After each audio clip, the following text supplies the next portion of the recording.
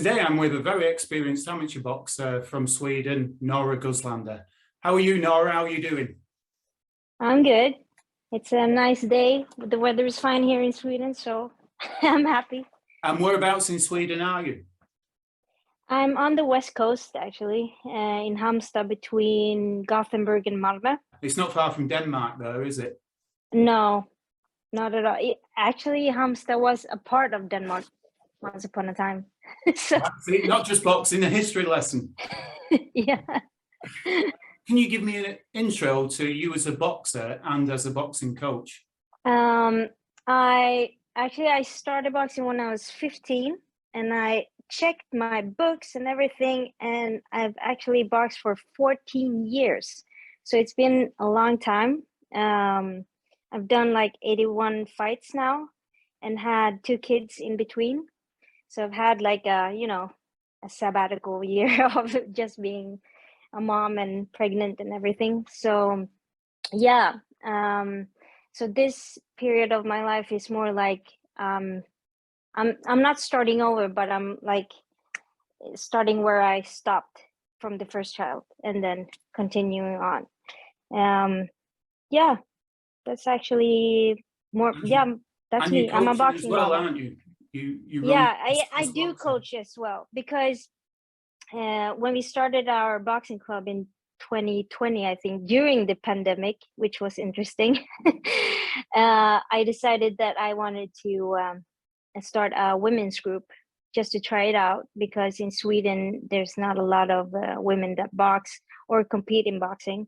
So it was more like a trial period. But the thing is that it started to grow, and I was surprised that a lot of women did want to box, but it was more like for fitness and stuff like that. So, but I'm still happy about it. The results are really good, and I hope it continues now when the season starts again. So.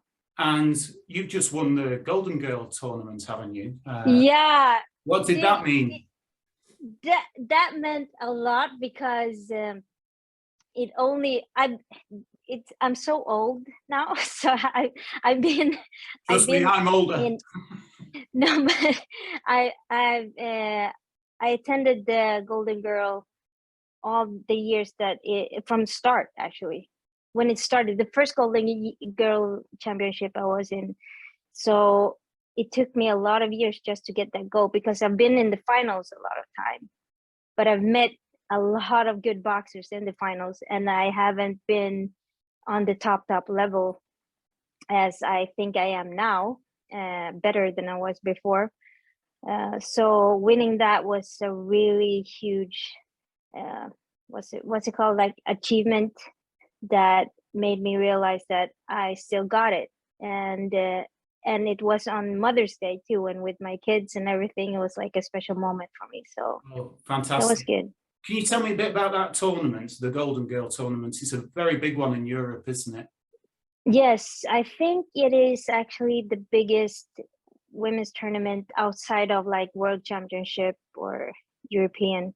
It has a lot of different kinds of boxers coming from beginners to really elite. From all over the world. We've had Russians and Canadians and I think Uzbekistan, Kazakhstan too, actually. But there's a lot of different opponents, and really fun tournament for us girls. And how tough was it to win? What was the final bout like? It was hard, because I knew that the opponent was. I was actually surprised that she won against a Russian before my fight, because I thought the Russian was good. But when I saw the fight again, I understood why she won. She's a really tough fighter. So I knew that it was going to be a tough fight, that she was going to be aggressive and start,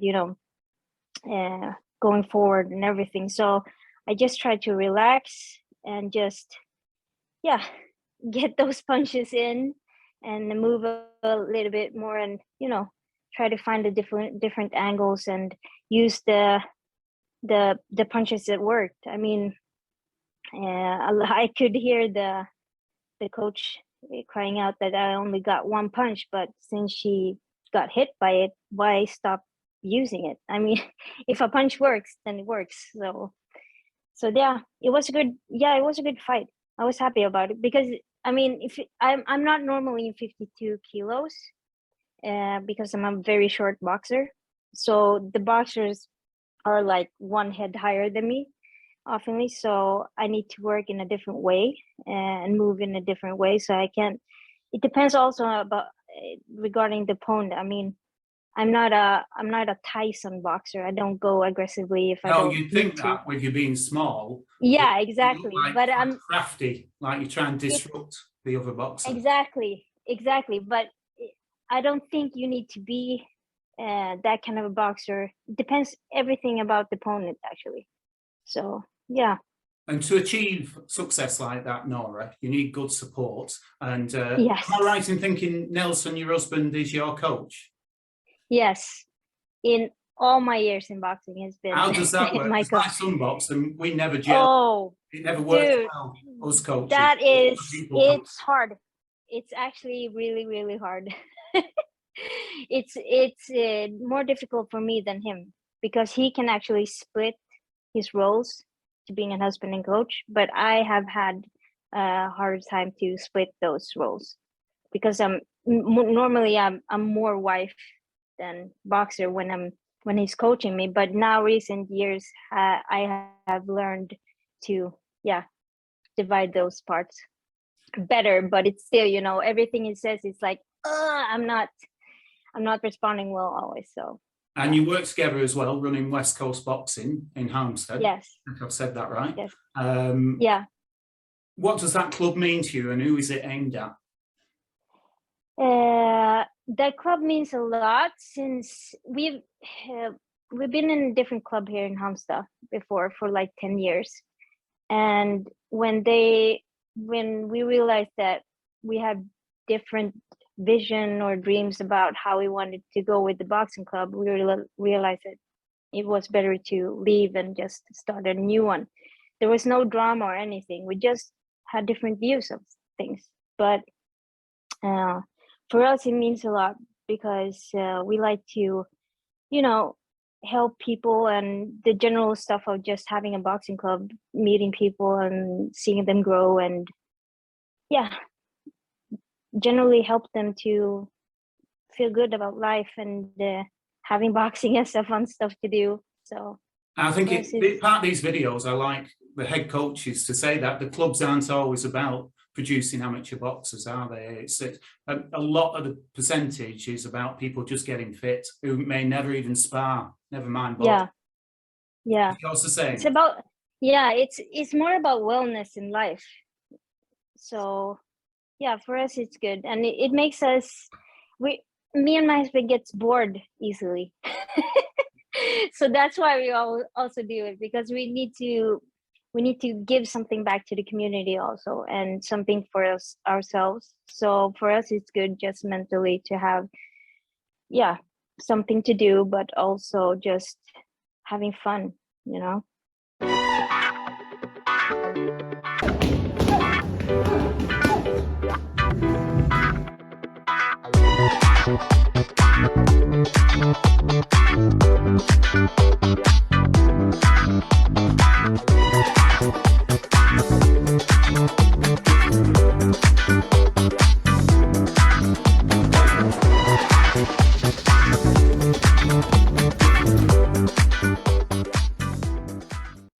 How does your passion compare for boxing yourself or for coaching others? I love boxing myself more than coaching. That said, I love coaching also, but I feel that I need to do this period of time just boxing mostly for myself. But the coaching part actually learns me to be a better boxer to coach. So I've learned more in my boxing by coaching, because then it enhances everything that I've learned through boxing through the years. So everything I say, it both by experience, but also something I've learned during the journey. So it's good. It goes hand by hand eventually. So And what benefits does boxing training give people? We know physically it's fantastic, but mentally it does a lot for people as well, doesn't it? I think mentally, it does more mentally for you than physically in the end. Somehow, I mean, you're in. I've told everyone, people I meet that ask me about boxing, that in boxing you're in survival mode always, and you fight. You're in your fighter instinct mode. So mentally, you need to be there, because if you're not there, then you physically get a punch in your face. So you need to be prepared for it. But and what I say in my boxing classes is that I want to give the girls confidence enough to if they go outside or whatever, they can give a really hard punch if they need to, if someone attacks them. That's the confidence I want to give them when I, but that is all mentally. It doesn't need to be a perfect punch. They need to just have it inside of themselves that they can do it. So yeah, it's more about mental than physical in the end, I think. But there's a great camaraderie, isn't there? When I look around the world, it's the same everywhere. It is. Whether you're an elite fighter or you're somebody coming through the gym for the first time. Yeah. Because you're training so hard, everybody gets on, don't they? Exactly. I mean, during the years, it's been like we've not been a lot of women doing boxing. So we who compete, especially in Sweden, we tend to become friends after a fight, and that's our thing, because there's not a lot of women around us that fight and understands the sacrifices and the hard work we need to do. So that is really, really important. That's why I have a lot of boxing friends around the world. So yeah. And like going back to your boxing career, when you started at 15, how hard was it in Sweden? I know in England then it was hard to get a fight. How hard was it as a female to get any matches at that time? It wasn't that hard, and the thing was that I had only 5 fights the first year, because then I got injured, not because of boxing. It was another stuff.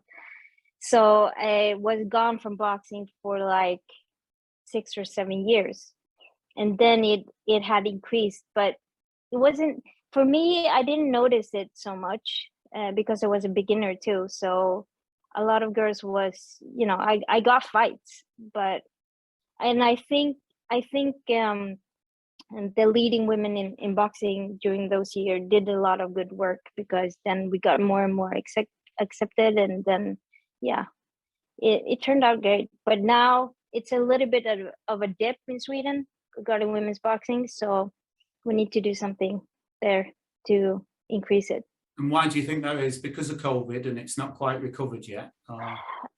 Yeah, I think it's a mix of COVID and exposure, and in general, like knowing what boxing is. The history again, because boxing was really good before they took away the pro boxing license here in Sweden, and they were in Halmstad. There were arenas full when they had fights, but then it just disappeared after that. So for us in Sweden, we need to be better at marketing the sport than we do today. So I think that it's the COVID did, but before that, we need to, in general, market it better. Yeah, because we're seeing football. We just had the European Championships in England, which broke record attendances and was a marvelous event. In fact, Sweden played in my local town and took over the town. So so we can see female sport growing, can't we? Yeah, that's good. What did you think of the females, the pro females? Which ones do you like to watch, and how do you see that growing? Oh, I love it. It's one of the best moments watching a fight between, especially Katie Taylor is of course one of the best, and it's so fun to watch. I've been following her during her amateur years too. To see that transition has been really interesting and fun. and see how her style has changed a little bit, but not that much. That was also interesting. And then Michaela Mayer is one of the fun fighters I like to watch. And what's her name? It's an English boxer. Savannah Marshall. Savannah Marshall is also good. It's going to be an interesting fight between her and Clarissa Shields. I don't know really who's gonna win that one. It depends all on the strategy actually in the end. But yeah, I'm not going to be patriotic on this one. I think no. Fields will win that one. You think so? Yeah, you really think so? Just the combinations. I think she'll be too fast. Maybe because Savannah has a really good reach, so that's why I'm saying the strategy will be the winner in the end in that fight. So but what yeah, I loved with the Katie Taylor against Amanda Serrano. Amanda Serrano said to Katie Taylor in the ring before they'd even thrown the punch, "Look what we've done." And it was the same with football. It meant more than just them two competing. It was about women's sport improving and developing. Exactly. The weird part about that is that Katie Taylor did a lot of groundwork for us women actually, because she was so good during the amateurs that eventually people started to see boxing for women as normal boxing, because we grew in our skill, we grew in our grit, we grew in everything. So yeah, it's fun watching the women box more now than it was before, because we are more, I don't know, we have, it's like we fight, we don't fight just against each other, we fight against the world always, to like, we know how to do this too.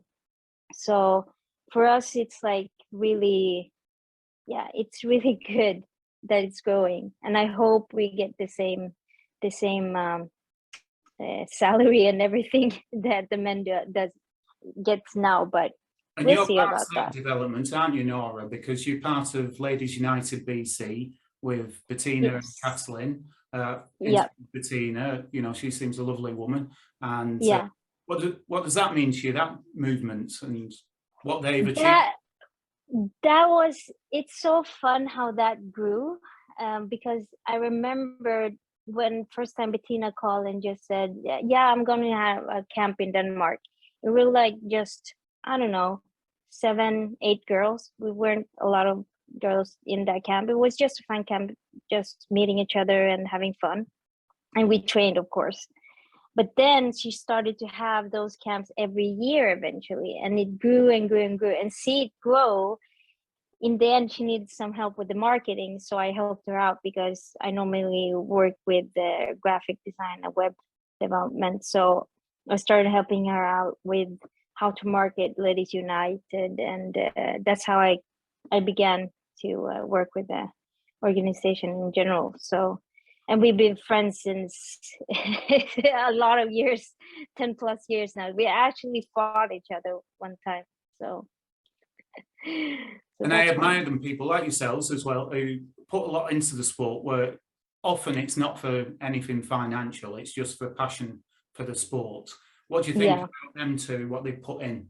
They put in a lot of work. I am so impressed, and I'm so proud over their work, especially Bettina, because I know her during her amateur years. She was a hard worker then, and now she's a coach. She's a hard worker now, and how she tends to see and meet people around the world and just connect. That for me is so interesting and so impressive.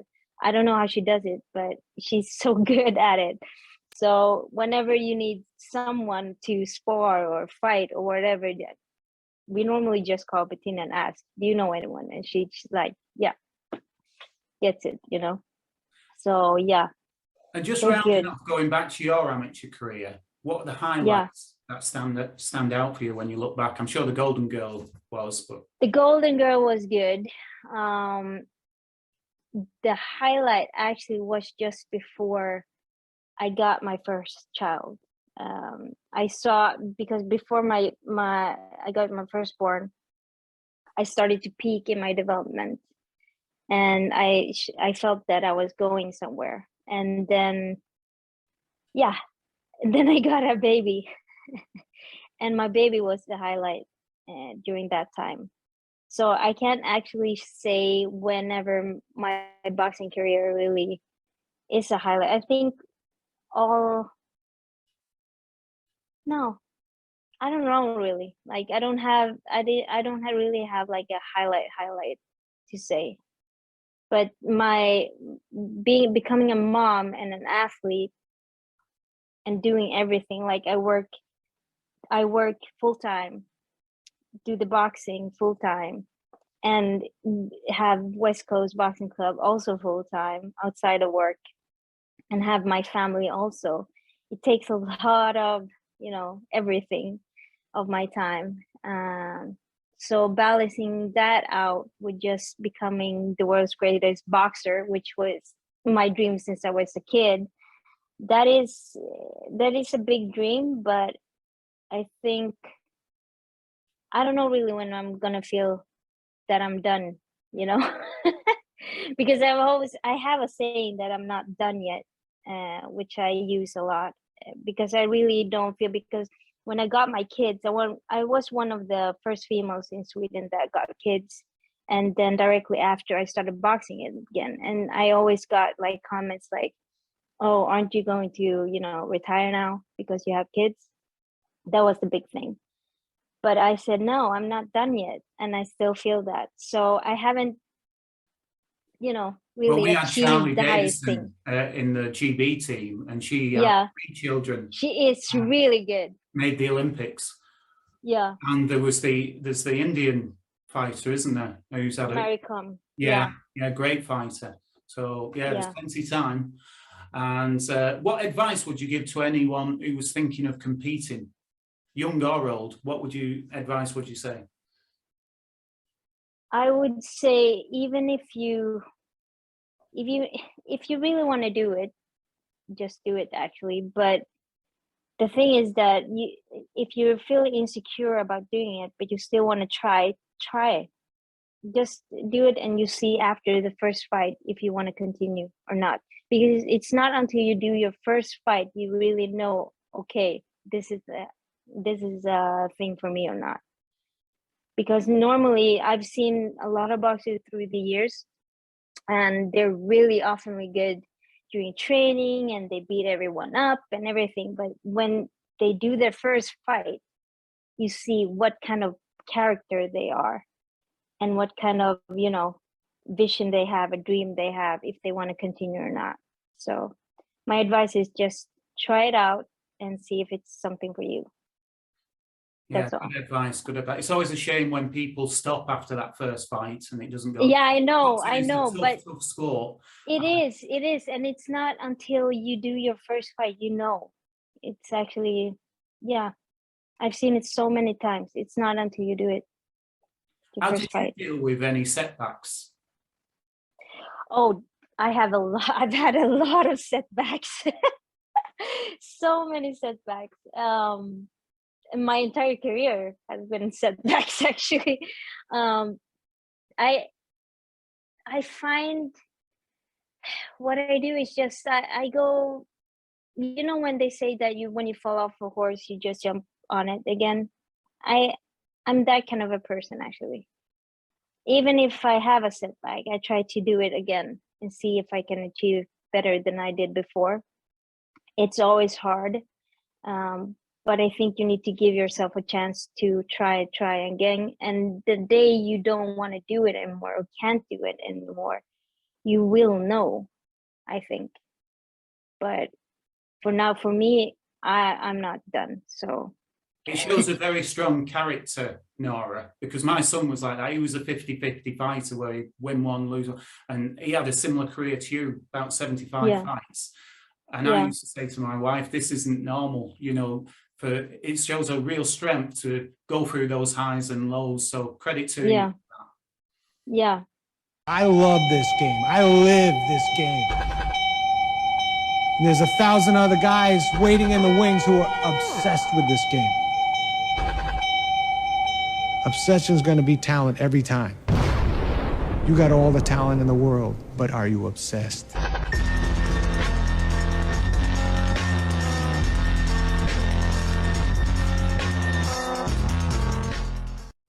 What do you still want to achieve in boxing?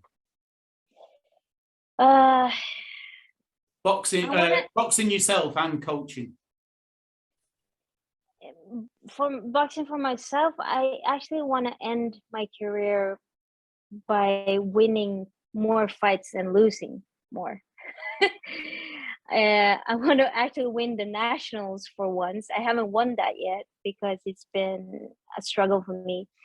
For me, my biggest thing in my own boxing career has been the mental part, actually. So, because I'm known for being a good boxer, but there have been struggles mentally for me during fights. But now, after so many years, it's starting to loosen up, and I'm starting to understand myself better. It's taken a lot of years, but I'm still here. So in that, I want to win more fights and lose more before I end my career. And coaching, after putting the gloves up, I do want to develop the boxing club more. I'm more of an event kind of person. I like to do events, boxing events. I think it's fun, and I love how people join together and everything. So doing that part more would be fun for me, actually, after when I'm 40, I think.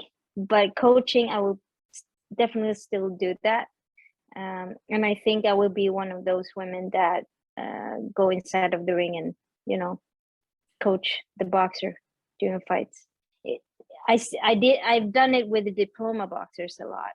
And I thought it was fun, but I like to judge too. So I'd like to do different kinds of stuff. So I'll see what happens. Last question, Norah. Why do you love the sport of boxing? Why have you got this passion for it? I love the complexity in the easy. Do you understand what I mean? I love it that it's so, you have 6 different punches that you need to use during a fight, but it's so complex because there's so many factors in it. So that's one part. But also the community is a big part in boxing for me. That's why I love it. That's fantastic. Yeah. Well, good luck with the nationals, Norah, and thank you very much. Thank you.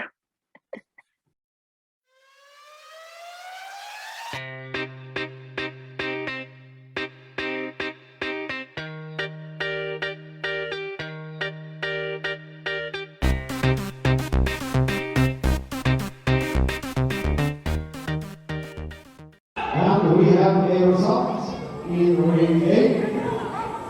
Boxare winner by a split decision 3-2. Winner is red corner, Norah Guzlander.